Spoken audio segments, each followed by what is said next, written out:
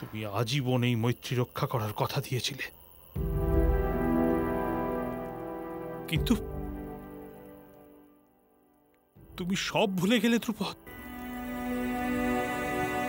আমি তো তোমার কাছে অর্ধেক রাজত্ব দাবি করতে আসিনি মিত্র। আমার তো কেবল দুটি গাভীর প্রয়োজন ছিল, ব্যাস।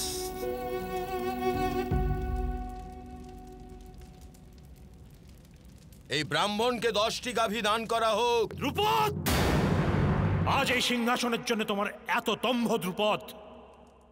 আমি প্রতিজ্ঞা করছি, আমি তোমাকে সিংহাসনচ্যুত করব।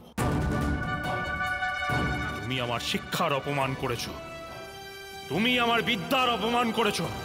তুমি শুনে রাখো, যখন তোমার রাজ্য দখল করতে আসব, আমি স্বয়ং অস্ত্র স্পর্শ করব না। এমন শিষ্য তৈরি করব আমি, যারা তোমার মস্তক আমার চরণে নত করে দেবে। আজ আমি আমার প্রতিজ্ঞা পূর্ণ করলাম ধ্রুপদ। অর্জুন, ধ্রুপদের বাঁধন খুলে দাও। ধ্রুপদ স্বয়ং আমার পুত্র অশ্বত্থামার রাজ্যাভিষেক করবে।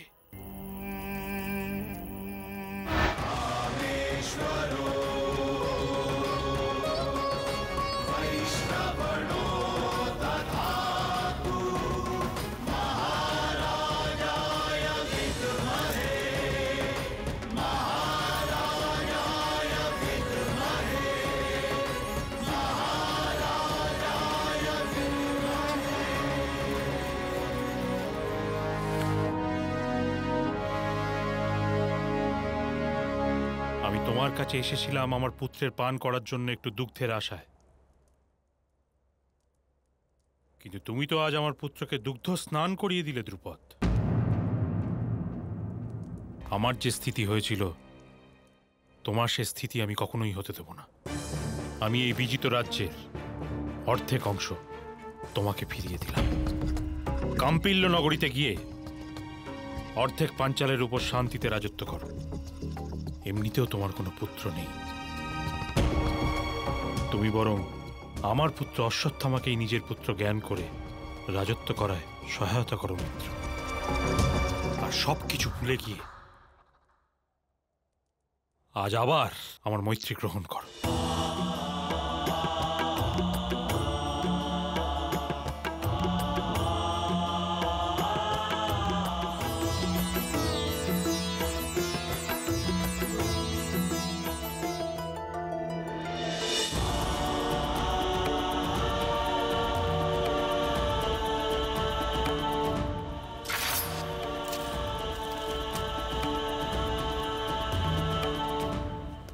পিতাশ্রী, সব বিনষ্ট হয়ে গেল। বনে আগুন লাগলে বনভূমি অধিক উর্বর হয়ে ওঠে পিতাশ্রী, আর সেই ভূমির ওপর অধিক বৃক্ষ জন্মায়। অবশ্যই তেমন সময় আবার ফিরে আসবে। কে নিয়ে আসবে এমন সময়? কে নিয়ে আসবে এমন সময়? তুমি তো নিতান্ত অবলা, তুমি তো স্ত্রীলোক। তুমি করবে যুদ্ধ ওই মহারথীদের সঙ্গে? তুমি তো প্রথম পরাক্রমেই পরাজিত হয়ে গেলে।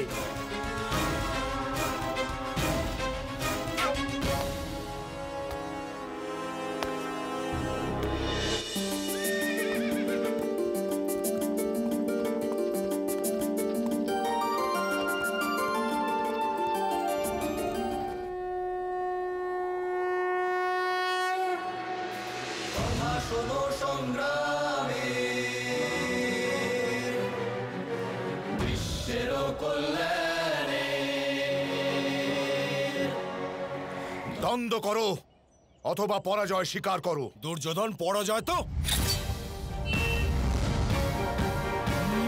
শান্ত হও। কুরুবংশের রাজকুমারদের মধ্যে এমন দ্বন্দ্ব হওয়া যথার্থ নয়। হস্তিনাপুরের সিংহাসন শুধু আমারই। হয় তুমি এখনই পণ করো যে তুমি হস্তিনাপুরের সিংহাসন ত্যাগ করছো, অথবা দ্বন্দ্ব করো। আমি এই পণ করছি দুর্যোধন। মহারাজ ধৃতরাষ্ট্র যা নির্ণয় করবেন আমি তাই মাথা পেতে নেব।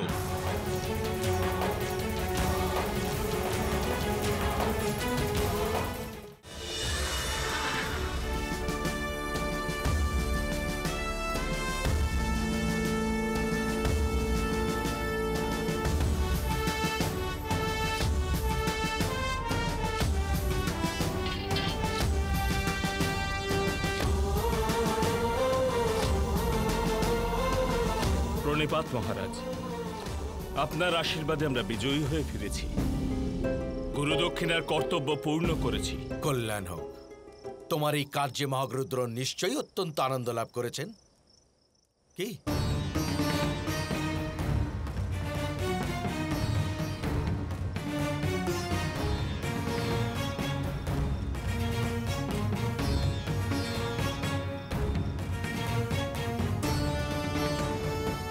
আপনাকে কাল রাজ্যসভায় ঘোষণা করতে হবে যে আপনার উত্তরাধিকারী আপনার জ্যেষ্ঠ পুত্রই হবে।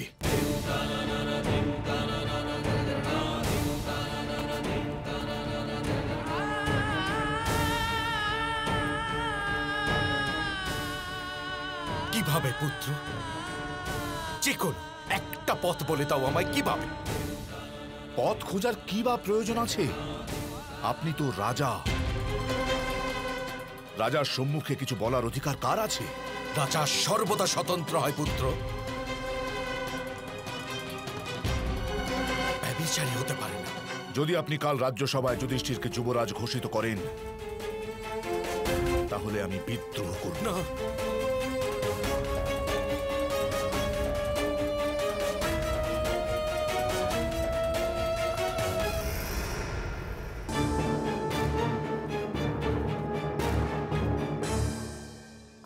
অঙ্গরাজ কর্ণ, আজকে থেকে সর্বদা আমাকে আপনার অনুমতি ভিক্ষা করতে হবে। এই হলো রাজকুলের পরম্পরা। আপনার শ্রেণী আমার চেয়ে উচ্চ হবে এখন। আমার শ্রেণী সর্বদা আপনার চেয়ে নিচেই থাকবে রাজকুমার। আমি অঙ্গরাজ্য আপনাকেই সমর্পণ করছি। কেবল রাজ্য তা তো তোমার ছিলই না।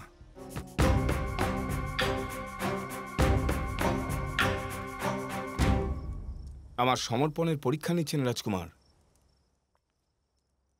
ধর্ম ত্যাগ করতে পারবে?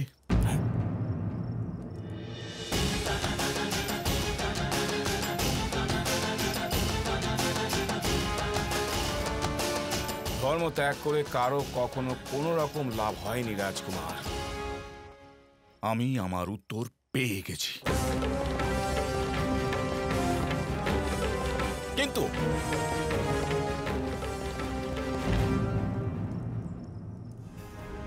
আজ থেকে আপনার সব আদেশ মান্য করাই আমার ধর্ম হবে। হস্তিনাপুরের যুবরাজ পদে তোমাকে নিযুক্ত করাটাই ধর্ম আমার। কিন্তু পুত্র, তোমার তাতশ্রীর সুখ লাভ হয় এমন কোন নির্ণয় করাটাও তো তোমার ধর্ম, তাই না?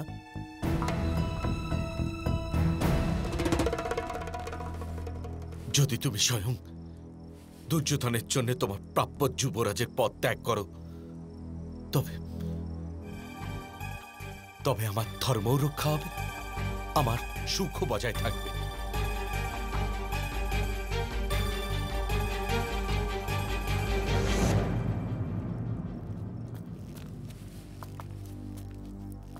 অর্জুন আর সহদেবও আছে ঘরে।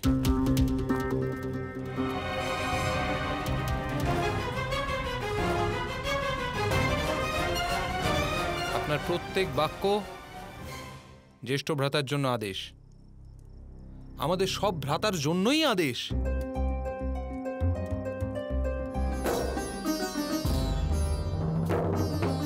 যদি আপনি অনুমতি দেন তবে আমার এক প্রশ্নের উত্তর জানতে চাই তাতশ্রী। প্রশ্ন কর। বর্ষার ঋতু আরম্ভ হলে সর্বপ্রথম রাজাকে খেতে হাল চালাতে হয়। এর তাৎপর্য আমি কখনো বুঝতে পারিনি তাতশ্রী। খেতে ফসল ফলানোর জন্য অনেক জীব হত্যার পাপ করতে হয় কৃষকদের। রাজা শীত যজ্ঞ করে সেই সকল দোষ নিজের স্কন্ধে তুলে নেন। সেই কারণে সকল রাজা নিজের মৃত্যুর পর কিছুদিনের জন্য হলেও দোষ স্খলন করতে অবশ্যই নরক যন্ত্রণা ভোগ করেন পুত্র। রাজা এমন কার্য করেনি বা কেন যাতে নরক ভোগ করতে হয়? পুত্র, যদি কৃষক নরকের ভীতিতে চাষের দায়িত্ব ত্যাগ করে তবে সমগ্র সমাজ অভুক্ত থেকে যাবে। আর রাজার তো এই কর্তব্যই হয় যে সে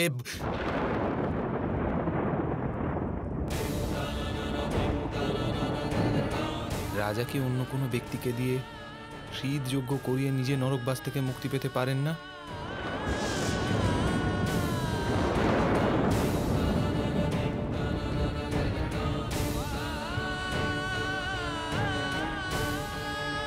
যুধিষ্ঠির, কাল প্রাতঃকালে রাজসভায় তোমার যুবরাজ পদে অভিষেক হবে।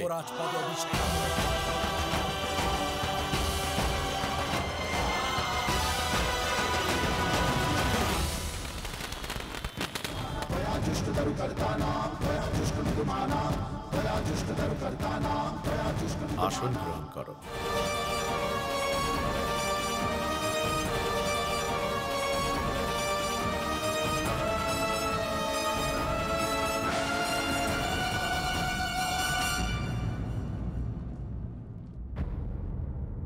আমি বাসুদেব কৃষ্ণ প্রবেশ করতে চলেছি মহাভারতের এই কাহিনীতে। মহাভারত।